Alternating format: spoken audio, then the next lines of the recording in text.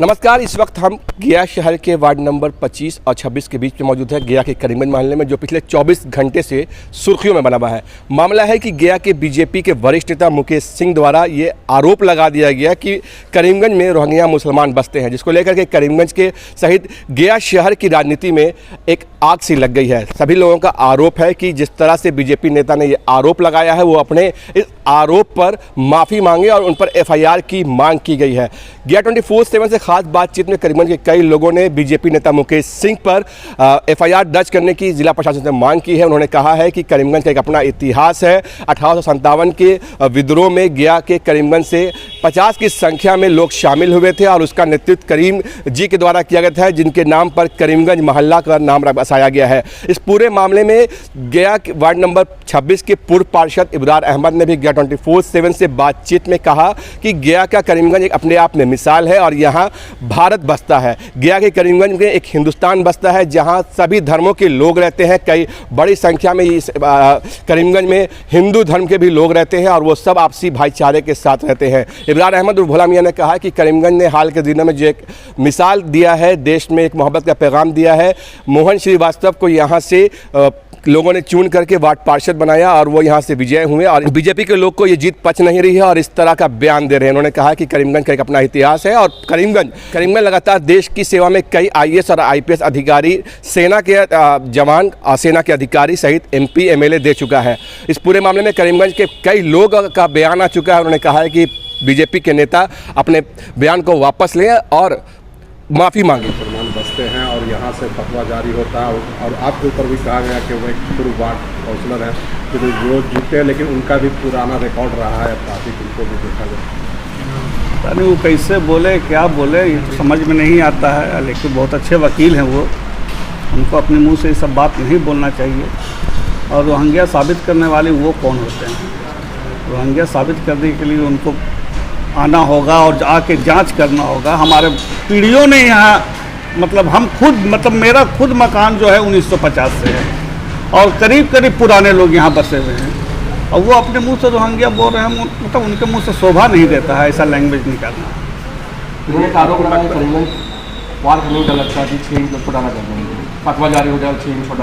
पता नहीं वो क्या हिसाब से बोल रहे हैं, हमको तो न लगता है।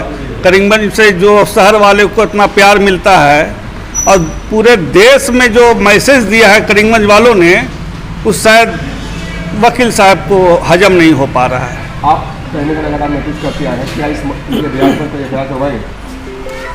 हालांकि इस पर बात होगी, बात होना चाहिए, चर्चा हो रहा है। देखिए आगे क्या होता है। लेकिन हमको तो बड़ा अफसोस आता है कि एक अच्छे वकील, हम बहुत इज्जत करते हैं उनको, अपने तहे दिल से इज्जत करते हैं उनको, ये लैंग्वेज शोभा नहीं देता है।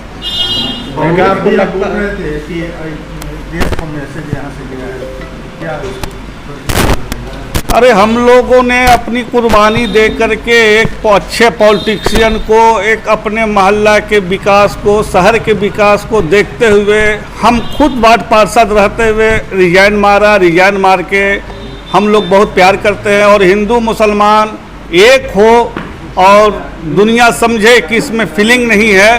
पूरे मुसलमानों ने गले लगाया मोहन श्रीवास्तव जी को और उनको जिता के नगर निगम हम लोग भेजे हैं। तो बिना प्यार के थोड़ी भेज दिया, ये तो मोहब्बती से न भेजा गया भाई। अब उसको आप नफरत में बदल रहे। कुछ चंद लोग हैं इस टाइप के जो भड़कावा भाषण देते हैं, उससे मुसलमान को कोई फ़र्क नहीं पड़ता यार। आरोप लगाया था जो बीजेपी के द्वारा एक बयान जारी किया गया जिसमें कहा गया है कि करीमगंज में रोहिंग्या मुसलमान बसते हैं, क्या कुछ कहेंगे? ये बिल्कुल गलत बात है। इस तरह की कोई बात नहीं है इस मोहल्ले में। ये बहुत पुराना मोहल्ला है, ये 1857 से चला आ रहा है और ये मोहन श्रीवास्तव के जितने का ही सब रिएक्शन है। मोहन श्रीवास्तव को जिता के एक मोहब्बत का पैगाम दिया गया। जी, आरोप बिल्कुल गलत है, बेबुनियाद है। समाज में फूट डालने की योजना, ये षड्यंत्र है क्या? बिल्कुल सही। ये आपस में फूट डालने का ये सब योजना है, उनका षड्यंत्र। हाँ, षड्यंत्र है। करीमगंज का एक इतिहास रहा है, कई आईएएस, कई आईपीएस, बहुत सारे लोग हैं यहाँ। आईएएस है, आईपीएस है, ब्रिगेडियर है, सब तरह के लोग हैं। एमपी एमएलए भी हैं। हिंदुस्तान में बीजेपी की हालत ख़राब है। अब गया तो बहुत शांति से रह रहा था, लेकिन अब उसको भी स्वभाव बिगाड़ने का काम किया जा रहा है। चाहे प्रेम कुमार हो, चाहे वो जो भाजपा नेता है जो रोहिंग्या का बयान दिया है ये एकदम सरासर गलत है। इसके लिए हम लोग आंदोलन करेंगे रोड पर और FIR करेंगे, जो करना होगा करके हम लोग लड़ते रहेंगे, ऐसा नहीं है। डर लगता है कि सर कलम न कर दिया जाए। ये बिल्कुल गलत बात है, उन्होंने जो बोला तो बिल्कुल गलत बात बोला है। करीमगंज आज से ये मोहल्ला नहीं बसा हुआ है, करीमगंज 1857 से भी पहले से ये मोहल्ला बसा हुआ है। 1857 का जब विद्रोह चल रहा था तो उसमें गया शहर से मुसलमानों के जो अगुवाई कर रहे थे उन्हीं का नाम था करीम मियाँ, उन्हीं के नाम से ये मोहल्ला बसाया गया है। आप लोग गूगल पर भी इसको सर्च कर सकते हैं कि करीम मियाँ कौन थे। करीम मियाँ ही करीमगंज पूरे गया शहर के मुसलमानों की अगुवाई कर रहे थे 1857 के विद्रोह में। करीमगंज उससे भी पहले से ये मोहल्ला बसा हुआ है। अब सोच लीजिए उस ज़माने से मुसलमान हम लोग यहाँ हैं, हमारे बाप दादा सब इसी कब्रिस्तान में दफन है। हम लोगों को कहा जा रहा है कि रोहिंग्या मुसलमान है, बिल्कुल गलत बात है। उन्होंने जो भी बोला बिल्कुल गलत बात बोले हैं। क्या उनके बयान पर कोई FIR करवाएंगे आप लोग? जरूर कराएंगे। आगे हम लोग अपने बुजुर्गान दीन से, बुजुर्गों से जो हमारे सीनियर है उनसे मशवरा करेंगे, फिर जैसा होगा वैसा हम लोग करेंगे आगे।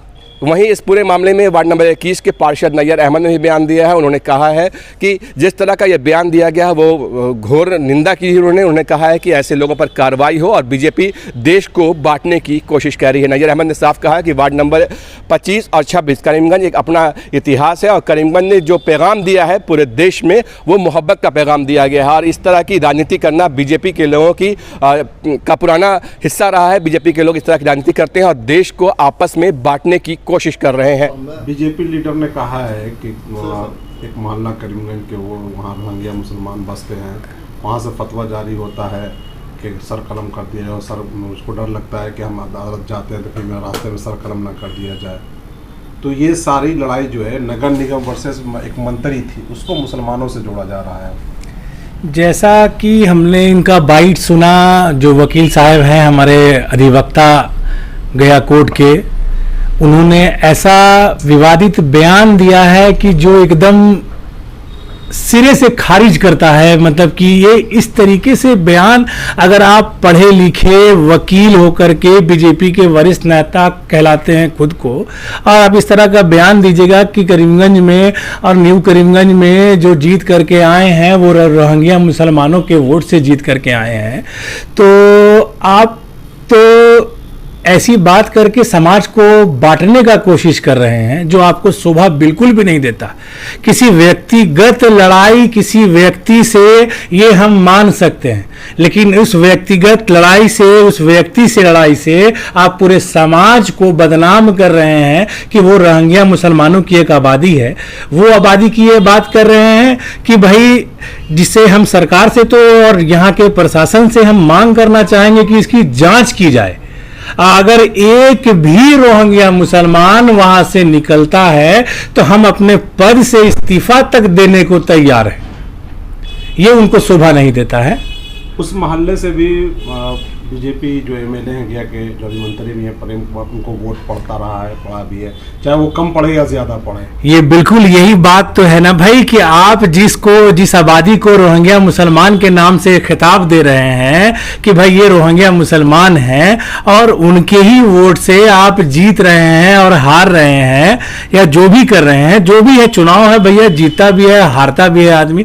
और आप उठा के देख लीजिए कि उस बूथ से प्रेम कुमार, जिनका ये पैरवी कर रहे हैं हमारे वकील साहब, तो वही मुसलमानों ने उनको वोट किया है। मैं प्रशासन से इसकी जांच की मांग करता हूं कि इसकी जांच की जाए कि जो मुसलमान वहां बस रहे हैं क्या वो मुसलमान हैं जिन्होंने आज़ादी की लड़ाई में अपना पूरा रोल निभाया।